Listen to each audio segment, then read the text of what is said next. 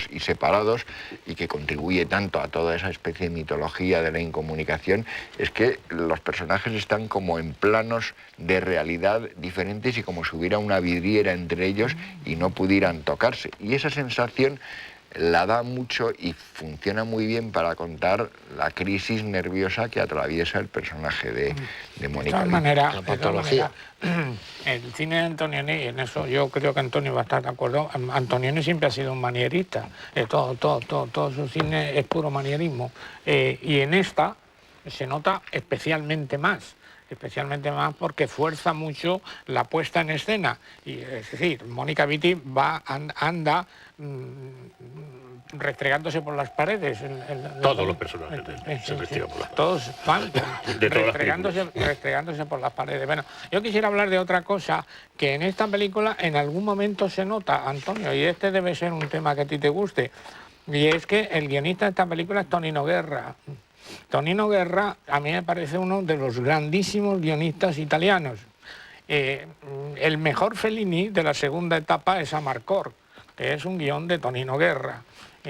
Y Tonino Guerra tiene algo que pocos guionistas españoles tenemos, que es un poeta maravilloso.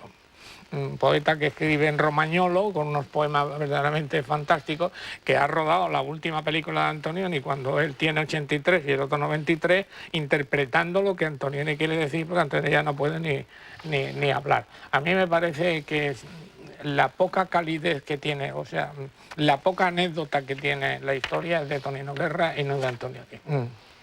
¿Tú crees? Sí. Vamos a ver, la gente en su momento, ¿con qué se quedaba de esta película? Con que era una película de Antonioni en color, que ponía de manifiesto la contaminación de un mundo nuevo que se acercaba, unos humos de las fábricas, unas aguas contaminadas, los peces se mueren. El robot de los niños. Llenos de petróleo. Eso, el niño tiene un robot que para eso le parece bien, dice, porque el niño tiene que acostumbrarse que va a vivir en un mundo no muy futuro, donde a lo mejor lo del robot le va a servir bien para orientarse mejor. Pero han pasado los años, entonces la fascinación que produce, por ejemplo, esta película en Godard o en Pasolini, que era otro defensor... No, perdón, yo tenía... Pasolini era un defensor terrible de esta película. Pasolini, en un artículo que se publicó aquí en unos cuadernos en Barcelona, que se llama Cine de Poesía y Cine de Prosa, le reprocha precisamente lo que tú decías antes, esa especie de, no sé si era Miguel, de estilización y de esteticismo a tope precisamente en Desierto Rosso. Se refería a esta película. De manera que a Fellini le gustaría, pero por lo menos a un cierto Pasolini de aquel tiempo no le gustó nada esta película. Toma una nota donde hay un Pasolini en aquel, que dice... Pasolini, a lo mejor, el Pasolini dice cambió los horrendos años 50. Sí, lo decías, bueno, Pasolini cambió. Esto da paso, dice, a que aquello desaparezca definitivamente para entrar a un nuevo mundo. Está aquí lo de Pasolini, tenía una fascinación muy grande y la defendió. Hay una foto además con él. Pero a lo que yo voy es que eso es lo que se vio. Pero a mí me parece que lo de la película, el experimento de esta película por parte de Antonioni es que deja a un lado un mundo, como había hecho hasta entonces en su famosa trilogía del eclipse, de la noche, de la aventura, donde los sentimientos son los que mueven esas películas y la indagación sobre las personas, y aquí olvida eso y se va a otro mundo. Ese otro mundo está inundado de objetos. Es un espacio distinto donde se van a mover.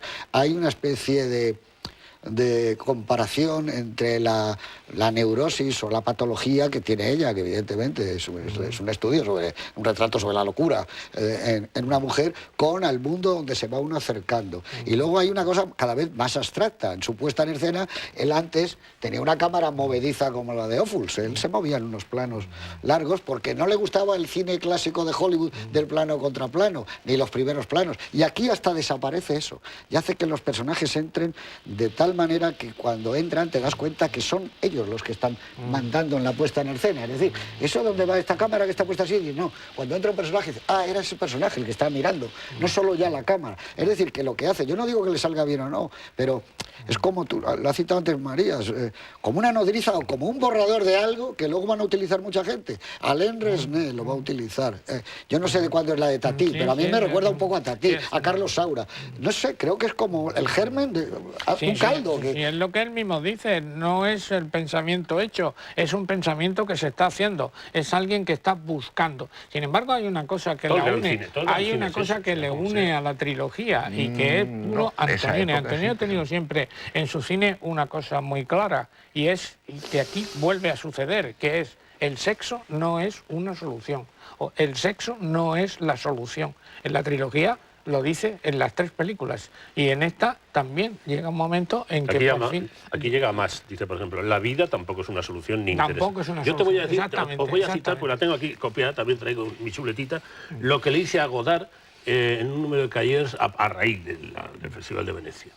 Y le dice literalmente esto a Godard, respecto a Juliana del desierto. La vida del personaje solo me interesa relativamente. Vamos, es una declaración que para mí invalida a un cineasta. Estoy exagerando. Es que ya he hecho eso antes. O por lo menos invalida esta película. Si a usted no le interesa la peripecia vital o espiritual o el desarrollo de la dinámica de un personaje, pues posiblemente a usted lo que le interesa son el cromatismo. Yo a las declaraciones de los directores no les doy nunca mayor valor y en este caso creo que fue muy falso hablando de la película. Yo creo que quería presentar una cosa. A mí me parece evidente en esta película es su mirada alarmada ante los síntomas de perturbación de ella y que además los justifica, porque quiere decirte que al final te hace una presentación en la que el marido es un ser de una frialdad repugnante, el niño es un tramposo y hasta el que parece como más atento y más tal, que es Richard Harris, la verdad es que no desaprovecha muy poco delicadamente la ocasión de intentar revolcarse con ella aprovechándose un momento de crisis. O sea, que dice que me parece que la visión de Antonioni en el fondo simpatiza totalmente con la visión de Mónica Vitti. Entonces, yo no me creo mucho cuando él dice esas cosas y yo creo que aquí dijo muchas falacias, porque también decía algo así como por ser progresista, que él estaba a favor del progreso y todo eso. Estará a favor del progreso, pero los efectos es patente en la película que le producen horror. Como tú dijiste al principio, es una mirada fóbica. Efectivamente, yo creo que le produce auténtica... No, yo no estoy en absoluto de acuerdo con eso. Estamos de acuerdo con nadie. Eso está muy bien, es que con eso, además tengo que interrumpir y todo, porque ha dicho una cosa, Miguel, que dice una mirada alarmada. Pues, o sea, alarmados estamos nosotros, que sabemos más que él, que sabemos más... alarmados estamos nosotros que en los años 2000 y pico, 2005, sabemos de la contaminación, etcétera, etcétera, y del cambio climático, bastante más que sabía él en aquel año. No, él lo que está es fascinado. Y la película lo que le produce, lo que está viendo es absoluta fascinación. El mundo del color, el horror también produce fascinación, pero no tiene una idea hecha.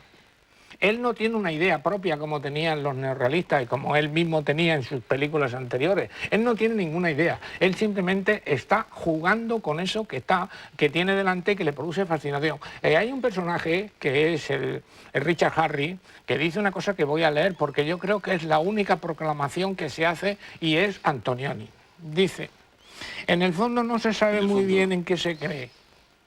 Se cree en la humanidad en cierto modo, un poco menos en la justicia, un poco más en el progreso, algo en el socialismo quizá.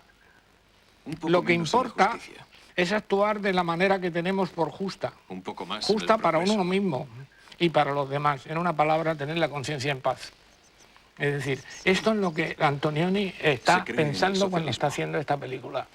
No tiene una idea clara de si esto es para bien o si esto es para mal. Lo que pasa es que nosotros lo vemos y decimos, qué horror. Era como la protohistoria. Esto estaba anticipando lo que iba... Yo creo que ahí se anticipaba, veía para dónde iba a ir. No se puede hacer esteticismo con eso. Y yo creo que hay auténtica visión horrorizada de los paisajes contaminados, de los peces muertos y de todo hecho un asco, porque realmente es incluso abusivo. Dice, tiene unas humaredas en las que están hasta estos casi respirándolas como si no estuvieran, pero que son visibles. Es que a veces parece un documental industrial, ¿no? pero, creo que el horror- pero, el de horror- forma- el pero- horror- los actores, pero, ¿cómo exager- que- pero como exagerado. pues. Sí, con los humos amarillos, con los ojos negros. Es Sí, puro, pero a eso veces todo parece eso un es puro. documental de Endesa, hombre. Pero a mí eso que le Sí. fascine yo no lo veo nada. Yo veo más bien que le horroriza. A lo mejor no sabe muy bien si es para bien o para mal, pero que le Yo horroriza creo que le fascina. visualmente. Es que le fascina, yo creo que es el guión el que está atendiendo al horror, que es Tonino Guerra. Yo Hay un momento en que creo que dice, fascina. es que las cosas que se dicen, por eso Antonioni se afirma en que la película tiene pocos diálogos, porque así la estética es lo que va a estar por encima de. Pero cuando hay un diálogo aparece el guionista y el guionista dice, pues dice el niño, el pajarito cuando pasa por ahí se muere. Si un pajarito pasa por allí en medio se muere. Y eso no lo dice Antonioni, eso lo dice Tonino.